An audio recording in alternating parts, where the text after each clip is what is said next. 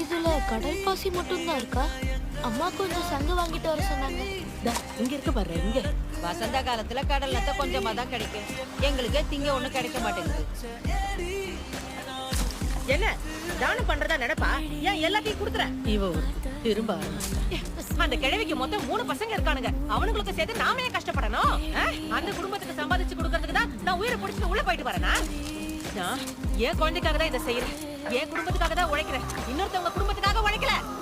நீ மட்டும் தான் உழைக்கிறியா? இந்த தொழிலை யார்கிட்ட கத்துக்கிட்ட? இத கத்துக்கலன்னா நீ சம்பாதிக்க முடியுமா? என் குடும்பம் இல்லாம சும்மாவா இருக்கும்? நம்ம குடும்பத்துக்கு யார் சோறு கொடுப்பா? அடுத்த படுக்கையா இருக்கிற கிழவிக்கு எவ்வளவுதான் கொடுக்கறது?